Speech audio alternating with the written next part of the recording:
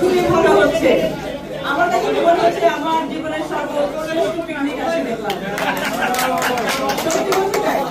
এত মানুষের যে এত সুন্দরভাবে সুন্দরভাবে আপনারা শুরু করেছেন এবং করছেন এখন, এবং এত মানুষের খাবারটা পরিবেশন করলেন দেখার মতো। এবং আমি মনে করি যে প্রবাসী সমস্ত সংগঠনগুলো উচিত এই ধরনের কর্মকর্তাবৃন্দদের উচিত এইসব পিকনিকগুলোতে আসা, বিশেষ করে বিভূতি ছাত্রের পিকনিকগুলো মিস না করেন, কারণ এখান থেকে শেখার অনেক কিছু আছে। এই লিডারশিপের কাছ থেকে অনেক কিছু শেখার আছে, এবং বাংলাদেশ সোসাইটির কর্মকর্তাদেরও আমি দেখতে পাচ্ছি এখানে। এবং আবার আগাম অভিনন্দন জানাচ্ছি সবাইকে, সবাইকে আগাম অভিনন্দন। এবং শিখে যান এখান থেকে। সোসাইটিতে সবসময় মারামারি কাটাকাটি এগুলো দেখেছি, অবশ্য আমাদের সময় সেটা হয়নি, আমরা খুব শান্তিপূর্ণভাবে পিকনিক করেছিলাম। বাট এনিওয়ে, আপনারা আসবেন, সবাই সবাইকে সহযোগিতা করবেন, কারণ আমরা এই প্রবাসী সংগঠন করি যারা, তারা কিন্তু নিজের শ্রম দিয়ে নিজের পকেটের টাকা পয়সা খরচ করে কিন্তু আমরা আমাদের সমাজকে দিতে চাই, আমাদের দেশবাসীকে দিতে চাই।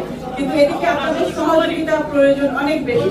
আপনাদের সহযোগিতা না পেলে আমাদের পক্ষে সম্ভব হবে না সমাজের জন্য কোনো কাজ করা। ও আচ্ছা, ভাইয়া বলছেন আপনি সেলিম আলী পরিষদে দাঁড়িয়েছেন, এখানে আলী সেলিম আলী পরিষদের সবাই এখানে লাইন দিয়ে দাঁড়িয়েছেন। হ্যাঁ, আগামী অভিনন্দন থাকলো। শুনেন, আর যে আপনি থাকবেন, আল্লাহ যাকে জয়ের মালা পড়াবেন তাকেই পড়াবেন।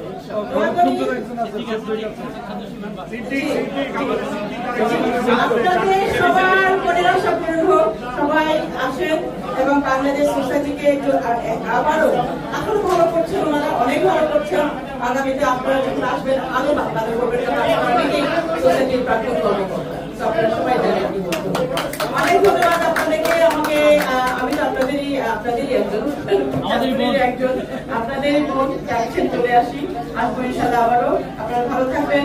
এবং মাসুদ সাহেবের নেতৃত্বের কথা আমি বলবো না, এত একটি অমায়িক মানুষ, আমি সত্যি বলছি, আপনারা শেখেন না, অনেক কিছু শেখার আছে। ধন্যবাদ। থ্যাংক ইউ আপা, আপনি সময় দেওয়ার জন্য আপনাকে অসংখ্য ধন্যবাদ। আমি দেখতে পাচ্ছি এখানে